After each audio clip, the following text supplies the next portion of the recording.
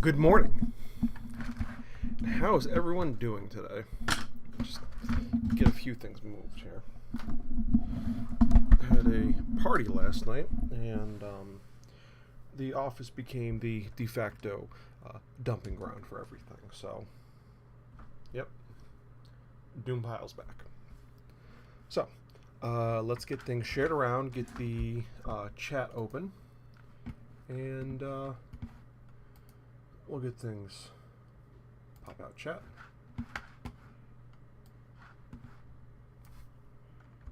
Copy. Chat scroll.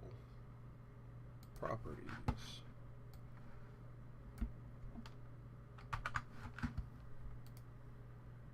Okay, and the chat is live. Now let's get this shared around and we will start having a good morning.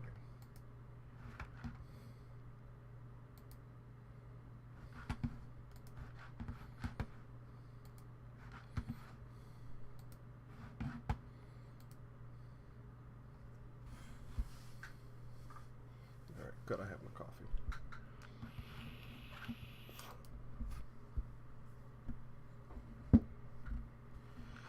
Because there's so much to talk about today.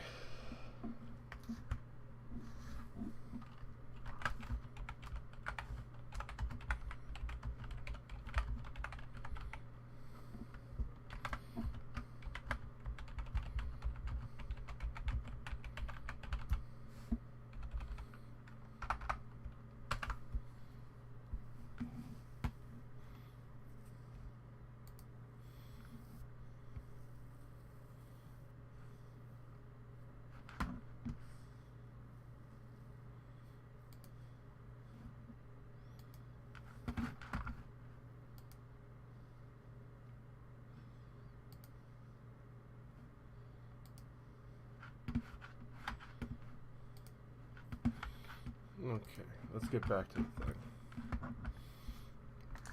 Average view duration, 2 minutes. Wow. Didn't realize I had any viewers, but fantastic. Eileen, good morning. Let's hop over to the chat screen. Good morning, Eileen. How are we doing today? Oh boy.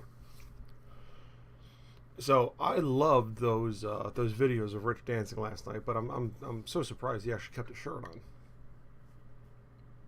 How did you manage that one?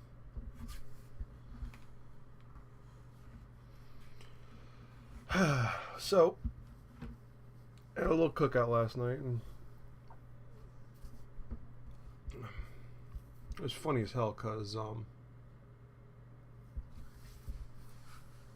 like, the roofers, first off, my ceiling collapsed this week, because that's, clearly I needed a little more stress this week. Ceiling collapsed. If you haven't paid attention to the Facebook group, and the landlord wasn't aware that it was going to rain for like all week, so he was gonna have someone come up here on Thursday. I was like, hey, you're gonna incur a lot of money loss and damages if you don't get this straightened out like today. So we had a roofer show up at like 7 o'clock last night in the middle of a party, come tarp the roof. It's like, Jesus Christ. But I checked the bedroom this morning and it's dry, so huzzah. Oh, it's up. Eileen, not sure because he actually drank and had shots. Whoa. I'm doing good today so far. Had to get my ass in gear. 2 weeks yesterday till the craft fair. Boogity, boogity, boogity. That's great. Yeah, I know you lost some time with that from being sick as well, so.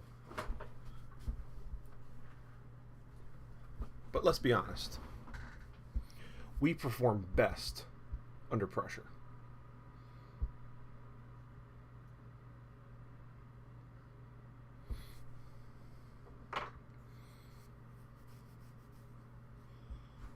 It's just fact.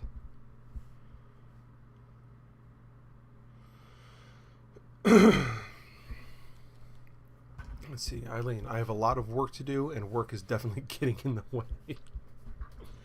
Yes, work has the tendency of getting in the way of things.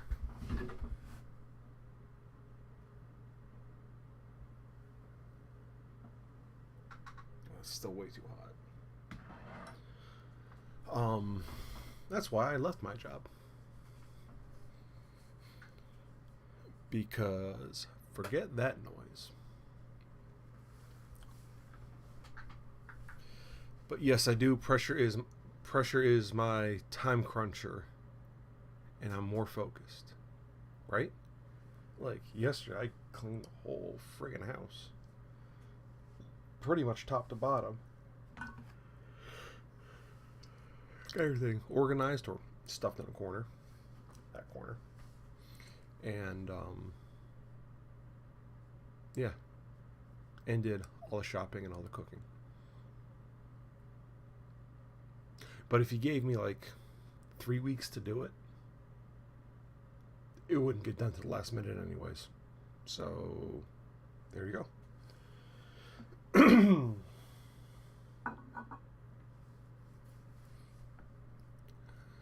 Yeah, I kind of bowed out of all the craft fairs for late summer and early fall this year, just because I have so many large commissions, and they all have deadlines in the fall, in October.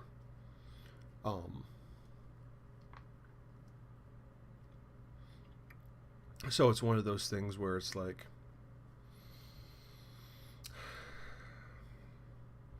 do I want to go out there and do public relations and get some good PR for the company? Or do I want to make thousands and thousands of dollars? I really wanted to do the craft fairs, but I just couldn't. Afford it, basically. Which kind of sucks, because I like doing the craft fairs,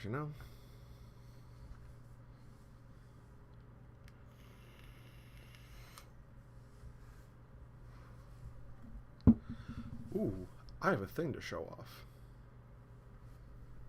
Now, it's not finished.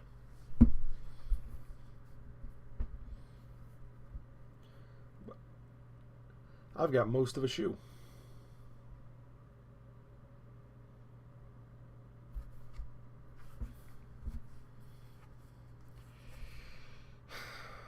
I think the leather I used was too thick. Or potentially too thick. Even though I skived it down real good. Look, it's a shoe, right? Cool thing about it is, like the original that I copied, I'm copying a pair of my Sanooks. It actually has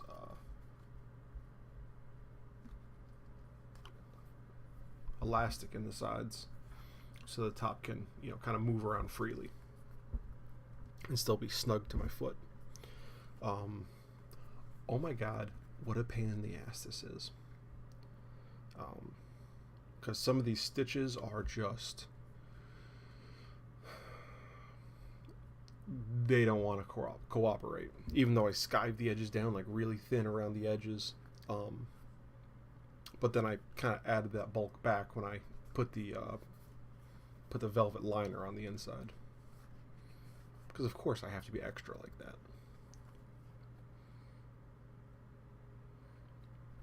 We'll see how the first one does with this leather. I forget what thickness it is. Is that my micrometer? Does it have batteries?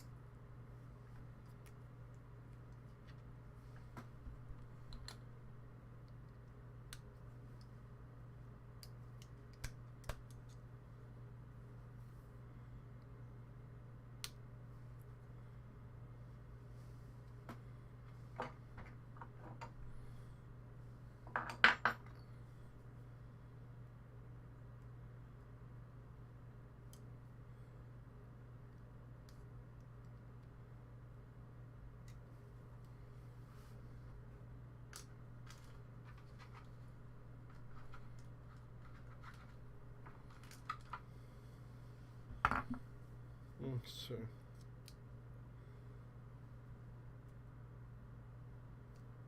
Nope. All the batteries are dead. Okay.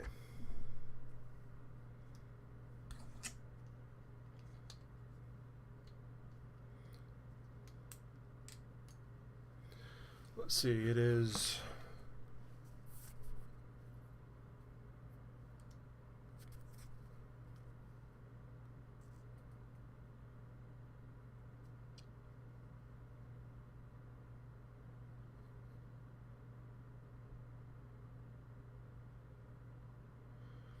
about about 4 millimeters thick, or just under 2/10 of an inch. So some pretty thick stuff.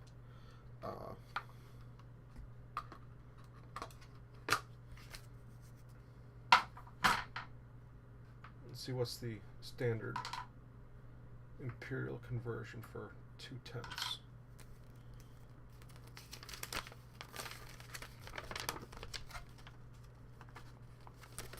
Let's see, about 4 millimeters.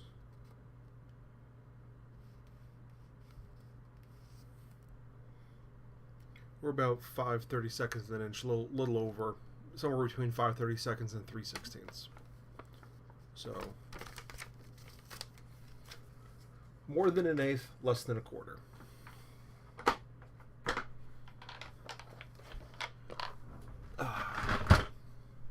It's the leather I did that kidney belt I shared to the group the other day. And like I said, it's some thick stuff. It's tough to work with. However, if I get it done right, it'll be really nice if it works. Which is why I'm only doing one at a time, because I've never done this style of shoe before. I've never worked this thickness of leather before, so I'd rather do one. See if it fails, see if it works, and if I need to, jump down the weight of the leather. But also, take a look at the upper that I have on there. Isn't that gorgeous?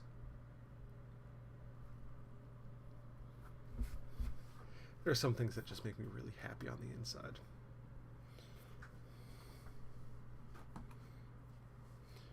And to be honest, I have all this extra elastic. It's 3-inch band. Yeah. I'm not sure what I'm gonna do with it. Oh, so fancy. I know, right? But be that as it may, my crafting plans for this week are to finish that shoe at some point, because right now it's still highly experimental. I have some of the steps already videoed.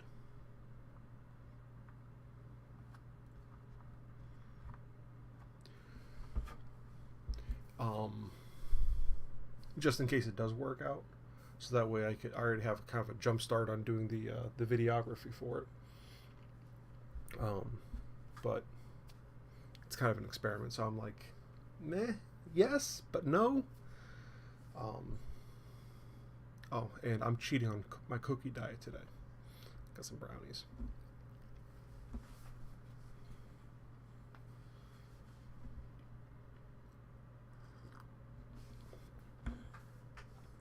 Oh, good. Coffee's cool to drink.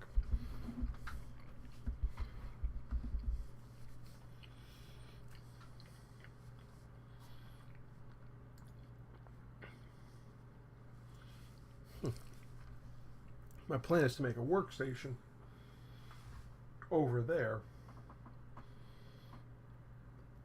so I can get the 3D printer off the ground, because it was expensive and I want to keep it nice. And I'm also going to be getting a leather engraver, so get everything off the ground, and get the basis of organization. Now, I want to get my sewing station done too. However, that is much less of a priority. And that might not happen for several weeks.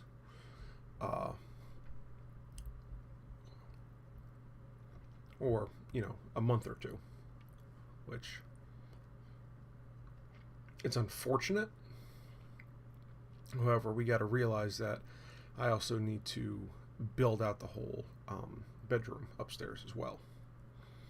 And if I do too many things, let's kill that. And if I do too many furniture projects for Knightsmith without doing project 4,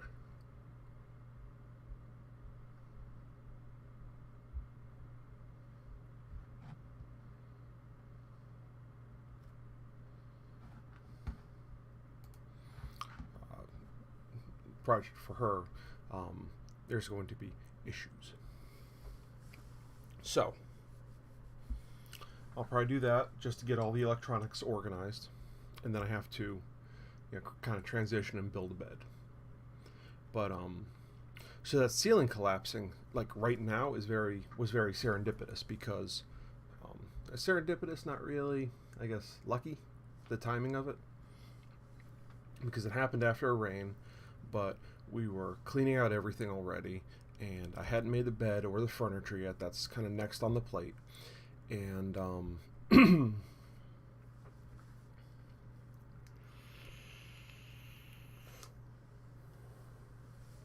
so basically, if it was going to happen, if that ceiling was going to collapse and everything was going to get trashed, it happened at the right time, or the most convenient time for it to happen. It happened. So I just got to take my victories where I can, I guess.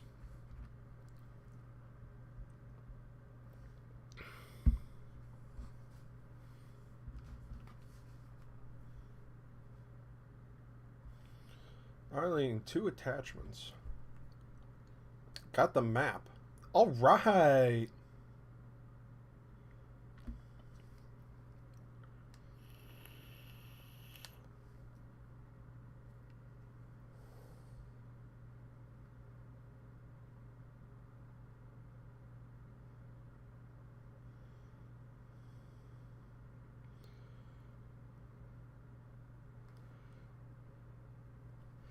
Look at you. Good for you. That's awesome.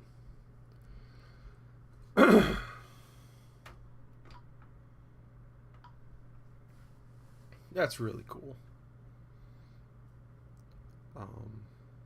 Thoughts. So yeah, that happened really at the right time. So that was good. What else is there? Because I actually have something interesting to talk about today. I'm trying to push it a little bit so I can get my brain wrapped around how I want it to sound. But yeah, so we were cleaning up everything already. The only thing that really sucks is it took like the last 3 nights I've been sleeping on the couch, and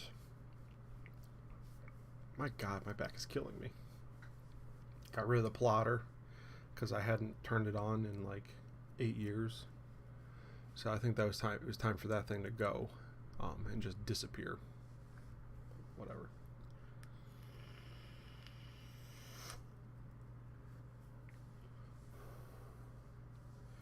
But yeah. So there's all that. I got the hurdy-gurdy working and partially tuned. What's this?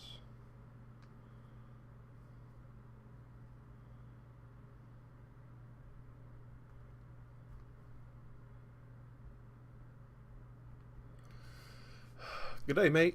Good morning, Ken. How we doing today, brother? So, don't think you heard yet, Ken, but I actually had a party last night, and we had the roofers show up to tarp the roof at 7, almost 8 o'clock at night. Peachy. Fantastic. You getting all those? I saw your Ken. I saw your post on Facebook about the dice trays, and I mean, I can't tell with actually looking at them, but from the pictures, they look fantastic. So well done. But yeah, roofers were here at like 8 o'clock, or yeah, almost 8 o'clock last night, getting that roof tarp. But the bedroom was nice and dry.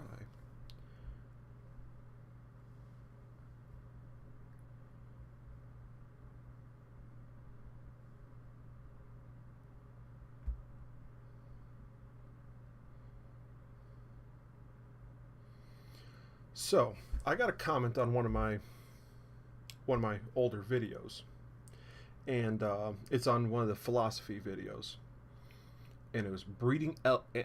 Things just ordered Magnus, beautiful, and the video was breeding animals for intelligence, and basically,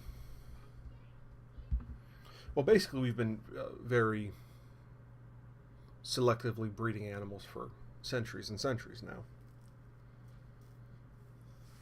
You know, for one trait or another, and for the most part, it's worked out very well. You know, you get sheepdogs and stuff, or you get meat chickens and dairy cows and meat cows and so on and so forth.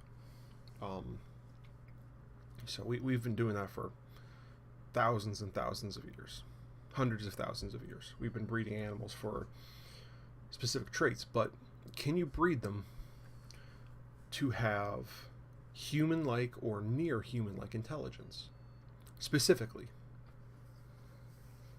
And I forget it's been like, what was it, 4 years. So I don't remember all of the video and exactly what was said. I probably should have watched it before talking about it.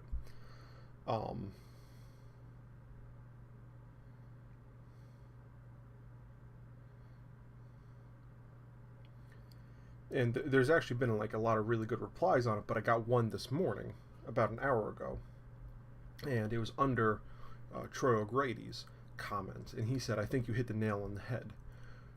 We can do it to an extent, but also have to allow evolution to take place." And the comment I got this morning was, would it not be possible to create an environment that would force animals to develop those traits? And I said to this person I would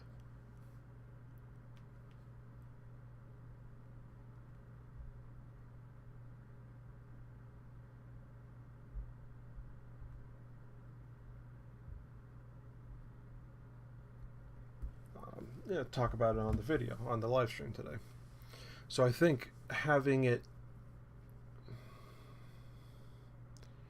yes, you can create the environment that would allow that to happen naturally, and that kind of does happen through just natural evolution of time. You have to evolve and adapt, and usually those adaptations are also being more intelligent to your surroundings, so you're able to, the next generation is able to cope a little bit better with everything, and then so on and so forth. So through that, yes, you can make the environment do that, but that also wasn't really the point of the video. It is, can you intelligently breed these animals to the point of having a measurable intelligence or near human intelligence? And I think you can, but it wouldn't be in the sense that, like, you couldn't have, like, let's say a corgi sit down and take a written exam like the PSSAs, because their biology and physiology doesn't work like that, at least not currently. But when you say something like that, that's what people think of. But there are certain dog breeds that are already extremely intelligent. Whales and dolphins have near human-like intelligence. Certain apes and monkey species have, approaching a near human intelligence. Muted from what we have, but it's still there. So I think if you take any of those,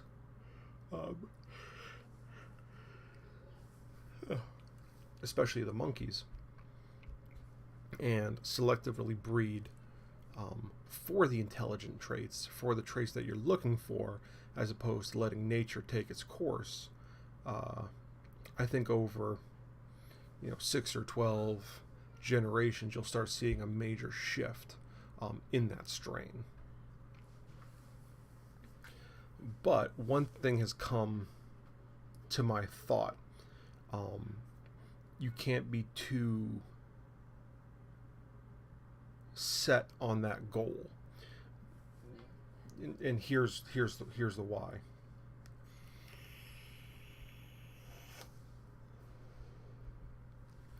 Look at a lot of the dog breeds we have now. We have selectively bred them to create these different types of dogs. But the way you do that is essentially heavily inbreeding them to make them mutate and evolve and force evolution. But when you do that too strenuously, you get things that have severe birth defects, like pugs. To be able to have a pug, that pug has to have, to be born, the mom has to have a C-section. Pugs can't naturally reproduce anymore. Look at the English pit bull. I mean, you can just go on Google and look up what pit bulls used to look like. There are these kick-ass dogs, absolute units, solid muscle, strong. And now look at English bulldogs. They're all fucked up and messed up, and they can barely breathe. Pugs are another one like that. And if you too strenuously inbreed the line, you get all these messed up birth defects. So I think if you were to do that, you would have to be very careful to keep enough fresh blood into the line to keep that from happening. But then, let's say for monkeys, just to keep things on an easier perspective for us to understand, what would happen if they got out and then started interbreeding with the existing population? Would that be a Planet of the Apes type thing? I doubt it.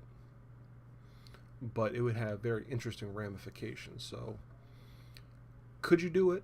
Yes. Should you do it? Probably not. Definitely don't play the role of God, because that's how you get into trouble. Let God or Mother Nature or whatever take its course in certain matters. But it is a very fascinating thought experiment, at least I think so. And that's why I started those philosophy things. I really need to get back into it.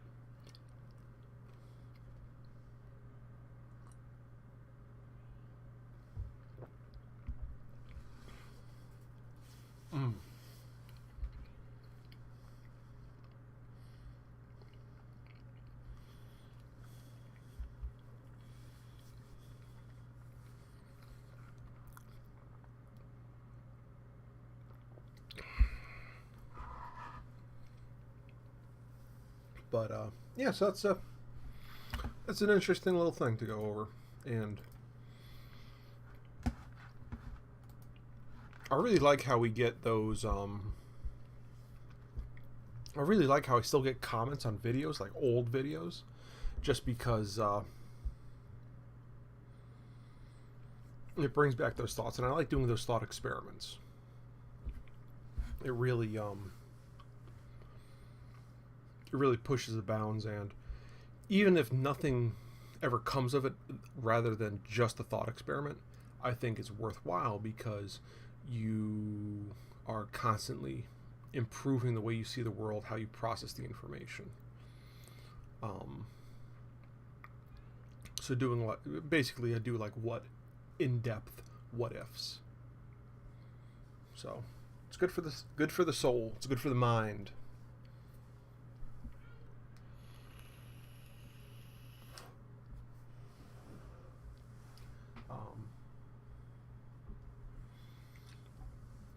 But yeah, now I have so much food at the house. The house is mostly clean, so it's time to get that little doohickey, that little area over there fixed up. Get a bench over there for the 3D printer, and then get the guy in here to teach me how to do it.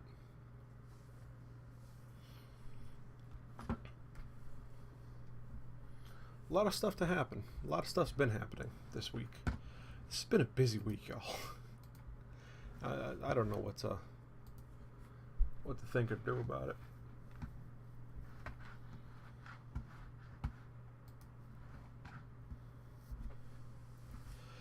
Magnets. Yeah, I guess they all would have magnets now, wouldn't they? Oh, Ken, also, have you revisited your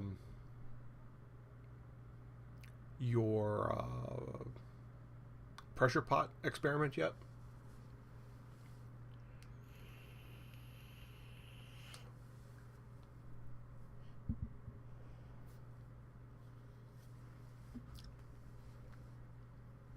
Yes. Any success? Because I also had a few thoughts on that. You said it was the top and the bottom that were bowing out, right? I'm not so sure about the still have failure under 5 pounds. Huh. So I'd like to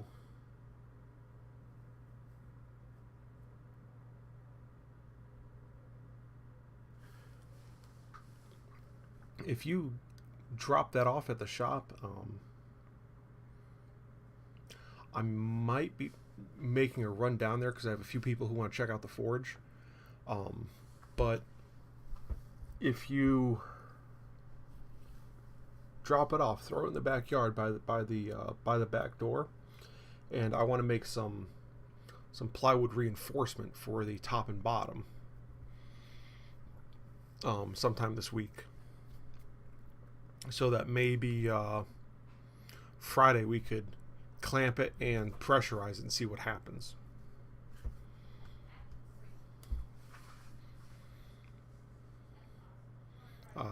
So whenever you're done playing with it, messing with it, I think that would be a good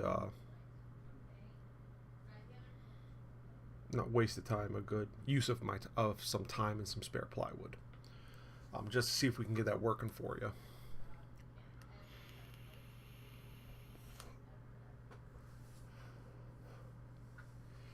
Can do the bottom, but the top is where the air goes in.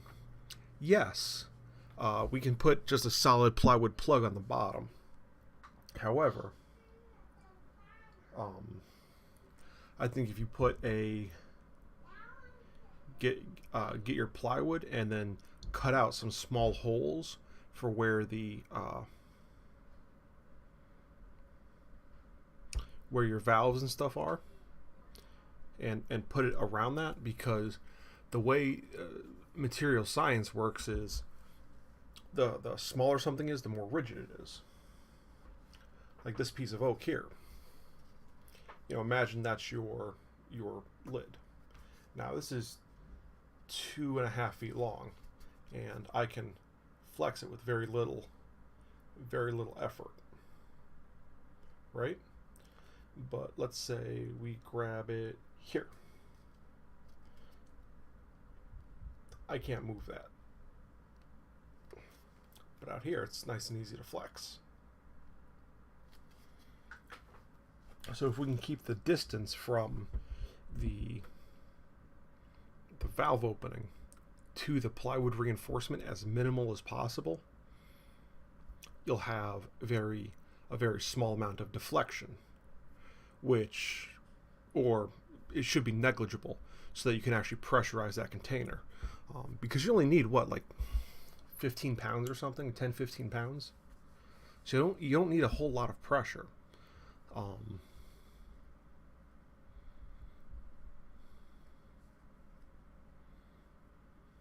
So, you need 20 pounds, wow. Still, I think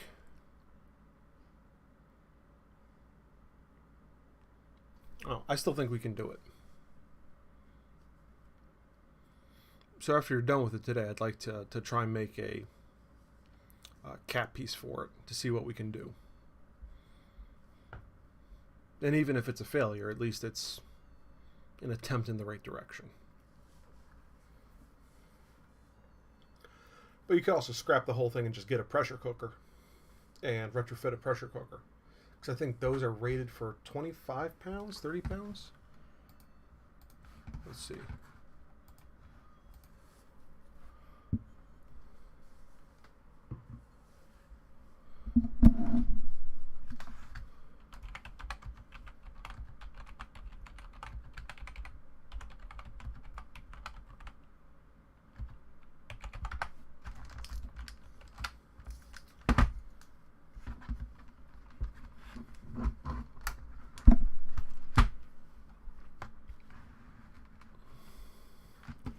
How much pressure could a pressure cooker withstand?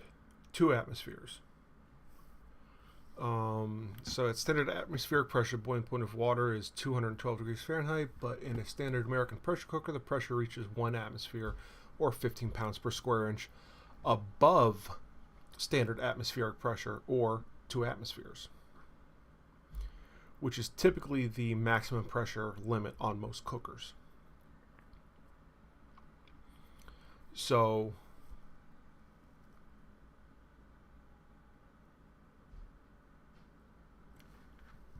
okay, so at standard atmosphere, I'm assuming standard atmospheric pressure is at, it's usually measured at sea level. So we're probably just below that because we're up in the mountains.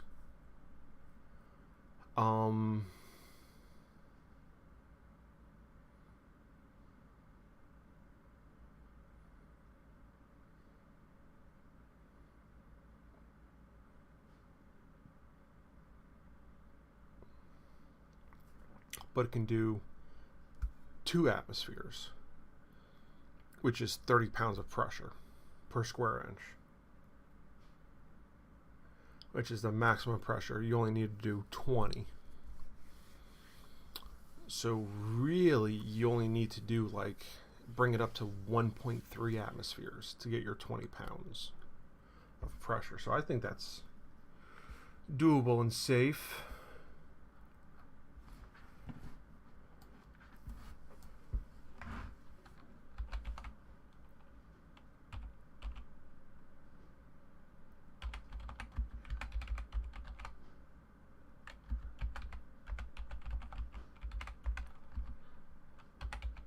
Conversion for resin casting.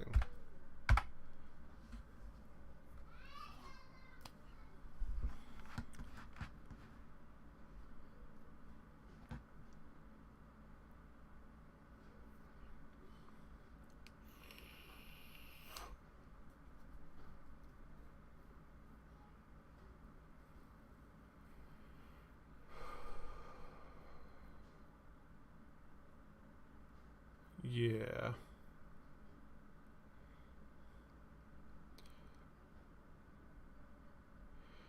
So it looks like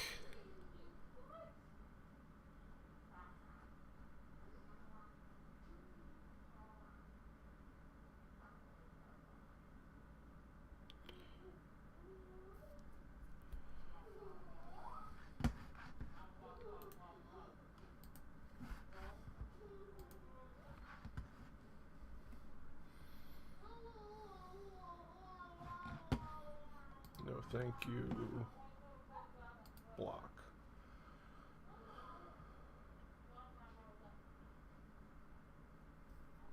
But it looks like if you want, I mean, if you're gonna do that, a pressure cooker is 120 bucks. But on I'm looking on woodcraft.com, and they have a pressure pot for resin 2.5 gallon at $206 plus shipping probably.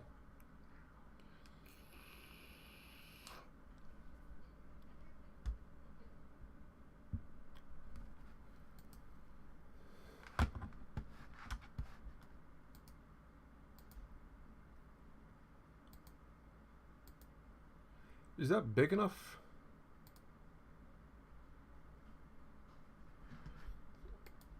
I don't know if that would be big enough for what you're looking at.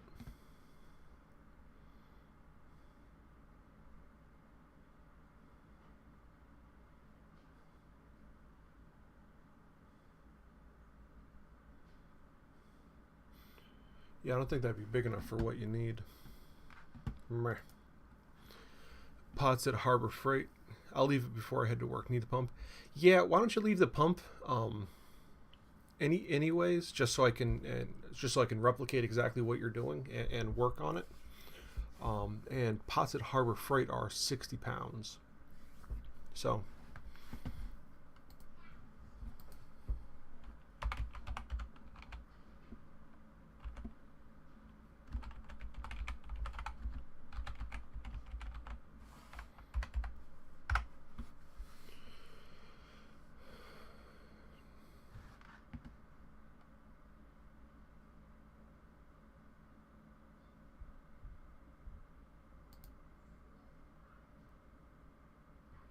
and they're $100 there at Harbor Freight for the pressure pot. And you have your in and out, so you can just swap that around and bing, bang, boom. Yeah, that might be it's $110. So just under half.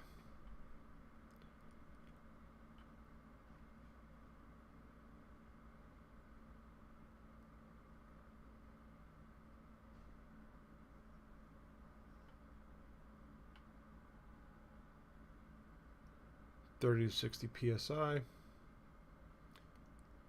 Accessories included. California residents warning. Prop 65 information. Blah blah blah.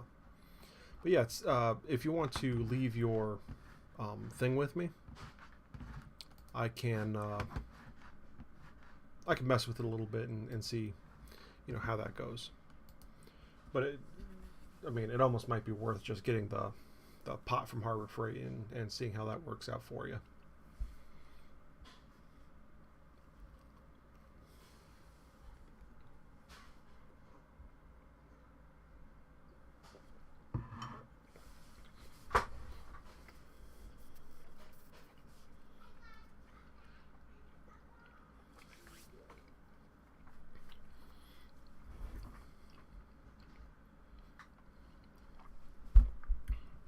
So again, I have most of a shoe done.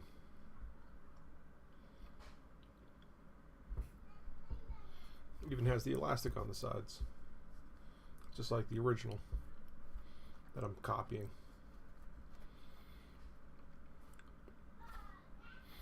So I'm probably going to get this done in the next couple days. Oh, we're starting to run out of time.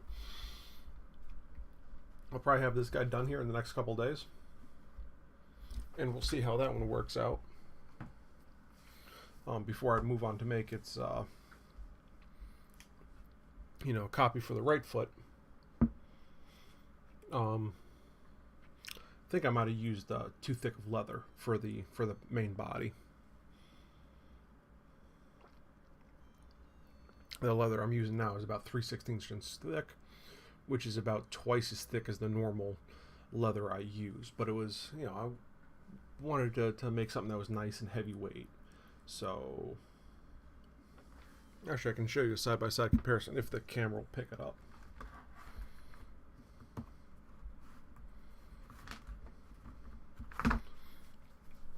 So this is the leather I usually use. This is the leather I've been using for the shoe. Yeah, you can see it's about just under twice as thick. But you know, I wanted something that was going to be durable. So maybe this would be great. I know it's great for belts. I made a really nice kidney belt. I actually posted that to the group. That's why I got it initially. I wanted something a little tougher for my shoes. You saw what was happening to my sneakers. Just want something a little tougher for the shoes. He did drop off the other dice box. Already have it in silicone to have a mold for it. All right. Did you use some? I hope you use some sort of release agent on it, because you know it's probably resin, so it'll probably be fine. But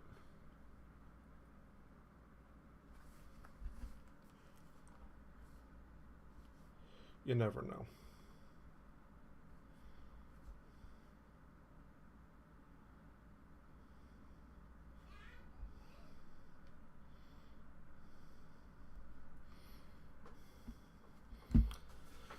You never know. I always like to be a little extra cautious when I'm doing stuff like that, just because, you know.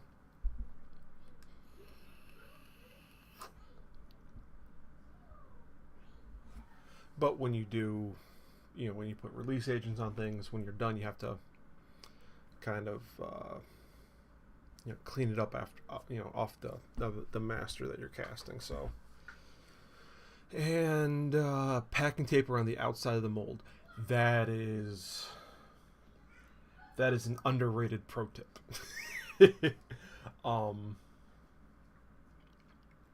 Yeah, definitely.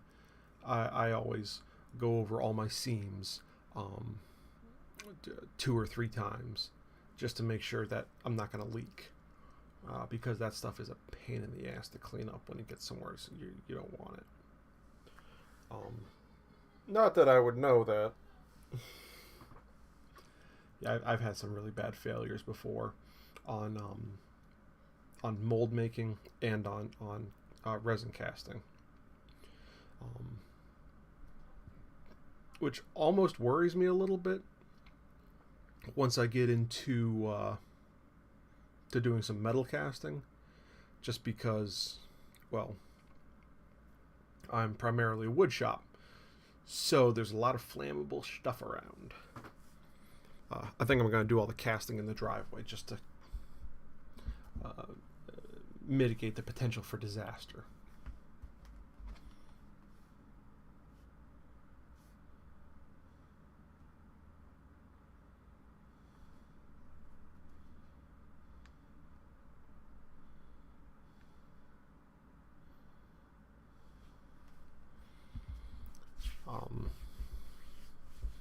I guess risk mitigation is kind of like 80% of it. But man, it's gotta be fun, right? Let's see. Ken, I'm letting it sit for the week I'm at work, so if you want to see it, just ask Joanne. Alright, I mean, I'll probably just pop in on Friday when you get home and take a look at it. There's nothing I really need to see. Because I'm sure you taped it up well enough and you're not going to have any leaks. That's the main problem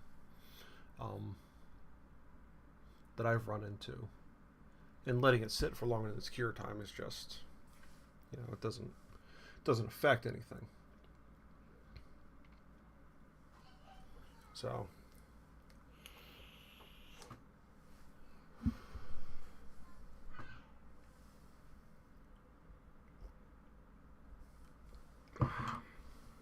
boy.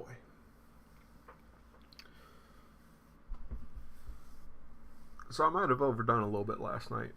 I'm not hungover, but God, I'm exhausted. And I'm so sick of sleeping on that couch, guys. I'm so glad those roofers turned up when they did. Because, I mean, it's been drizzling here all, you know, started late last night, and yeah. can't wait to sleep in my own bed again. Let's see, it's still tacky. That's why I'm going to let it sit. It makes sense. You know, the cure time on a lot of those things, depending on if you have the right ratio mixed in, makes a huge difference. But also just the atmospheric conditions. You know, weather fronts can change how can affect it. You know, too much moisture in the air can make it tack up and stay tacky for a little extra long, extra time.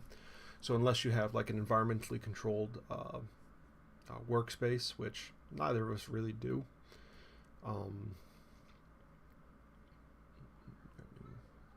it's more of a art than a science. I mean, yes, it's still mostly science, but still there's a little bit of guesstimation and finger crossing that goes into the process. So, yeah, better just let it sit a little extra longer and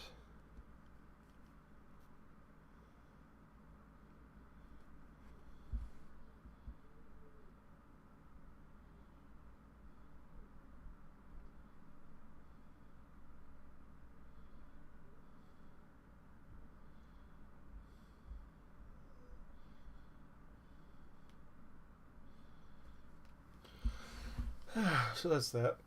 So guys, if you we're running out of time here, so quick recap. Gonna finish that one shoe and test it out, see how it did. If I have to bump down the weight of the leather, I might have to. We'll see.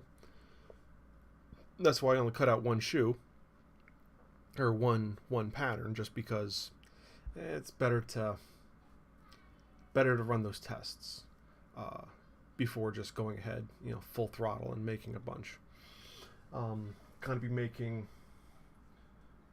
this bench over here. It's going to have, well, I think I showed you guys last time on my SketchUp models.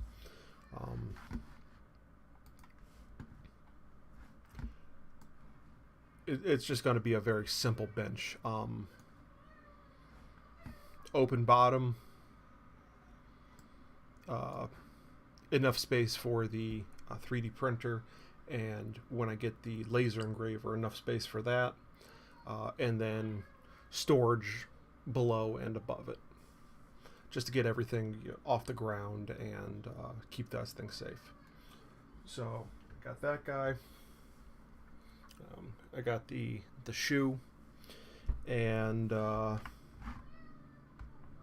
swear I have one more project I need to do this weekend or this week, but I can't for the life of me remember what it is. It'll come to me, or someone will bring it to my attention. If you guys like this content and you want to support the channel even further, other than just liking and interacting with the videos, which, trust me, that helps tremendously, go over to patreon.com/Knightsmith. Even $1 a month helps. It really does. Sometimes that money has been the difference between paying rent and being homeless. So that dollar helps. Otherwise, guys, like this video if you've liked it, subscribe to the channel, and thank you for helping make this world better, one kerf at a time, and I'll see y'all next week. Y'all take care now.